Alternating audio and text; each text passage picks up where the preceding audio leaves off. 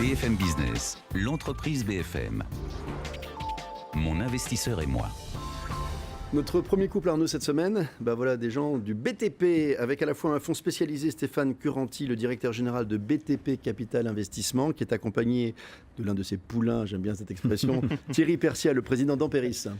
Alors notre premier binôme de la semaine est donc constitué côté entrepreneur, le Thierry, le dirigeant d'un groupe de 35 millions d'euros de chiffre d'affaires, une entreprise dont l'essentiel de l'activité est régionale, basée à Marseille, active en particulier dans les régions Occitanie, PACA, et également Monaco qui n'est jamais négligeable dans un domaine d'activité tel que le vôtre. Vos métiers, voilà, effectivement, vos métiers, ce sont le génie climatique et le génie électrique, pour faire très court, des domaines dans lesquels vous faites en sorte, c'est un des axes stratégiques de votre maison, d'offrir une valeur ajoutée technique particulièrement importante. Alors dans un secteur très concurrentiel et puis qui se consolide aussi, vous développez aussi également une stratégie de croissance externe pour laquelle il s'est avéré nécessaire justement d'obtenir le renfort d'un fonds d'investissement. Et en l'occurrence, le partenaire idéal s'est avéré une société de capital risque somme toute atypique et doublement. D'abord, elle agit sur un seul secteur, celui du BTP, mais ensuite et surtout, elle n'est pas structurée vraiment en fonds au sens classique du terme. Elle agit sur ses fonds propres qui sont tirés de grands acteurs du BTP, comme la Fédération française du bâtiment, Pro BTP, c'est de la prévoyance, BTP Banque. Et donc, on se réjouit de découvrir comment fonctionne cet attelage pour le moins singulier. Merci, bonjour Thierry Persia. Bonjour. On démarre avec vous Stéphane, si vous m'y autorisez, on va démarrer avec l'entrepreneur. Je vois que le groupe était né en fait en 2009. Quelle est son histoire et quelle est votre histoire avec ce groupe ? Écoutez, moi j'ai une carrière de cadre dirigeant dans un grand groupe de BTP. En 2009, je me suis dit, j'avais 46 ans en 2009, je me suis dit... C'est maintenant ou jamais ? C'est maintenant ou jamais, après ça sera un petit peu trop tard. C'est jamais trop tard. Cette émission le démontre. Et j'ai créé donc ma structure de conseil en 2009. Donc ça m'a fait tout drôle puisque quand j'étais cadre dirigeant chez ce groupe de BTP, j'avais un périmètre très très élargi d'environ 800 collaborateurs. Et puis je me suis retrouvé mon premier salarié. Et à ce moment-là, je me suis lancé dans cette aventure. J'ai récupéré quelques cadres dirigeants avec lesquels j'avais eu l'habitude de travailler. On a monté cette structure. Oui. Avec quelle ambition, quel projet, quelle était l'idée ? Le projet, c'était de faire notre métier, celui de l'installation. En fait, nous, notre métier, c'est l'énergie. Sur les 3 étapes, je dirais, habituelles, c'est-à-dire la conception des installations au travers d'une cellule d'ingénierie dotée d'une vingtaine d'ingénieurs aujourd'hui. Oui. L'installation et la maintenance afin d'assurer, je dirais, une pérennité commerciale auprès de nos clients. Je l'évoquais, vous revendiquez une forte valeur ajoutée du point de vue technique. C'est l'un de vos facteurs de différenciation. C'est ce qui a permis en quelques années quand même de bâtir une très très belle entreprise.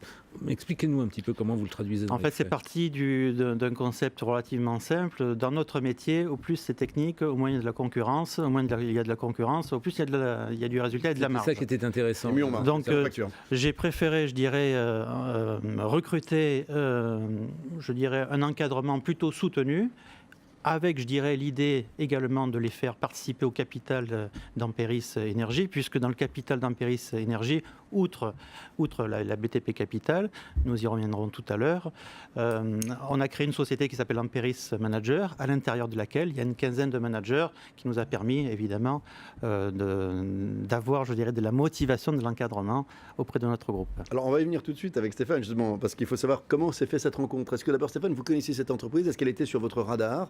Ou est-ce que c'est effectivement l'entrepreneur qui est venu vous chercher ? Alors, on a 2 sources, nous, on va dire de deal flow, si on peut appeler ça comme ça. Le premier, c'est nos prescripteurs et nos prescripteurs naturels. Et dans nos naturels, vos actionnaires. Bien sûr, nos actionnaires, et vous l'avez compris, vous les avez cités. Qui ont des radars assez fins, quand même. Qui ont des radars assez fins. En gros, ils couvrent tout le marché. Voilà, exactement, et qui nous aident bien, effectivement, dans cette démarche. Parce que Pro BTP, BTP Banque, ça connaît beaucoup de monde. Exactement. La deuxième chose que nous avons, c'est effectivement donc la capacité aujourd'hui d'accompagner quand même un grand nombre d'entreprises dans le secteur du BTP, et puis depuis de nombreuses années, puisque ça fait un peu plus de 43 ans que nous les accompagnons. Et donc forcément, les entreprises aussi, entre elles, parlent, discutent, échangent, etc.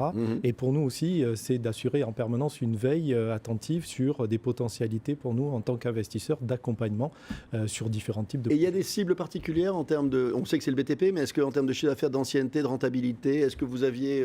cette entreprise rentrait parfaitement dans vos critères ? Alors, Là, on est vraiment dans le critère parfait, effectivement. Pour nous, c'est la PME. C'est vraiment l'essentiel. N'oublions pas encore une fois nos actionnaires, très atypiques. On est là pour soutenir les PME. On est un outil, je vais dire, à vocation professionnelle plus que sectorielle. Et donc, effectivement, l'entreprise aujourd'hui de Thierry est une entreprise qui rentre pile poil dans le scope de BTP Capital Investissement. Mais alors, comment précisément s'est fait la rencontre? Parce qu'effectivement,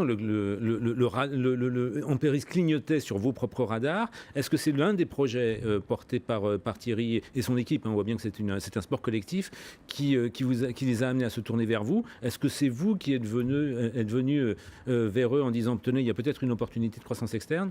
Dans quel sens ça se passe généralement de la manière suivante. En principe, on va dire que le dirigeant et son équipe fait état d'un besoin auprès d'un de nos réseaux prescripteurs. Ça peut être auprès de nous directement, mais là, en l'occurrence, c'est auprès d'un de nos réseaux prescripteurs, en l'occurrence la BTP Banque. Et donc, une fois qu'il y a eu un besoin qui a été exprimé, nous, on regarde si effectivement ce besoin rentre dans le scope habituel de BTP Capital Investissement. Là, c'était pleinement le cas. Et donc, qu'est-ce qu'on fait? On fait toujours un premier rendez-vous qui, pour nous, est le rendez-vous majeur, puisque, en fait, c'est la rencontre de deux personnes. C'est là que tout se passe ou pas? Et c'est là que tout se passe. Enfin, ça peut se passer ou ne pas se passer au premier rendez-vous dans votre métier? Oui, puisque vous savez que le BTP agit essentiellement sur les hommes. C'est la seule valeur, contrairement un petit peu à l'industrie. Oui. Donc, cette rencontre d'hommes au départ, que nous allons accompagner pendant un certain temps, puisque là aussi une spécificité de BTP Capital Investissement qui répond bien aussi à la logique. C'est le capital patient. C'est le capital patient. Exactement. Et donc, justement, j'allais demander effectivement à Thierry du coup si le coup de foudre a été réciproque et si ce que vous étiez venu chercher, parce qu'il y avait aussi chez vous un besoin de rompre un peu la solitude du dirigeant en fait. Oui, alors déjà... Même bien que vous soyez un sport d'équipe, comme le disait Arnaud. Au départ, il faut se dire les choses. Quand on va chercher un fonds d'investissement, quand on a dirigeant... un peu peur. Oui, on se pose des questions. Mais on a déjà au départ un vrai besoin d'être accompagné dans l'ambition qui sont la nôtre. Nous, on a une stratégie de croissance externe. Le début de mon aventure, ça a été sans fonds d'investissement. Puis rapidement, je dirais au bout de la troisième acquisition, on s'est rendu à l'évidence que si on voulait être en phase avec nos ambitions, il fallait être accompagné. Et à ce moment-là, effectivement, j'ai rencontré une dizaine de fonds d'investissement, à peu près. Le coup de foudre, oui, je confirme, il a été immédiat. Déjà, de par le fait que le discours de la BTP Capital dénotait une certaine connaissance de notre métier. C'était essentiel pour nous. Nous, on voulait des associés financiers, mais également des associés qui nous apportent leur valeur ajoutée en matière d'expérience. On se rend compte d'ailleurs dans les comités de direction auxquels ils sont invités, ils apportent leur avis, même si au bout du compte c'est le manager, c'est le dirigeant qui décide, mais ça fait quand même plaisir d'avoir des actionnaires qui connaissent notre métier. Vous parlez de comité de direction, vous ne parlez pas de board comme c'est souvent le cas, c'est pareil? Ils sont administrateurs, j'imagine quand même?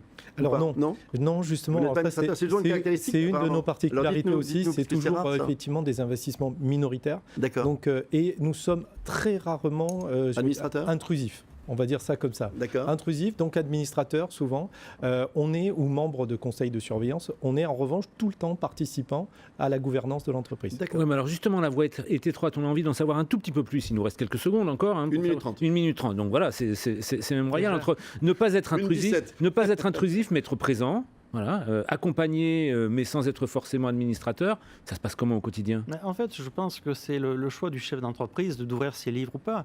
On pourrait se cantonner, je dirais, à envoyer un reporting tous les mois. Moi, je pars du principe qu'autant profiter de l'expérience du fonds qui nous accompagne, qui a des expériences diverses, plus ou moins réussies parfois, pour éviter qu'on soit dans... C'est la vie d'entrepreneur et d'investisseur. Exactement. Moi, j'ai pris cette option-là de les inviter à chaque comité de direction. Ils sont observateurs, ils peuvent intervenir quand ils le souhaitent. Là, c'est vous qui avez été proactif, quoi. Oui, absolument. Et ça, en fait, Stéphane, ça correspond typiquement à un mode de fonctionnement classique pour BTP Capital? Oui, pour nous, c'est un mode de fonctionnement assez classique, assez standard. Pour autant, ce qu'on essaye aussi toujours de faire, c'est de s'assurer qu'on a toujours une grande transparence entre nous. Donc effectivement, par exemple, ça se traduit dans nos pactes, etc.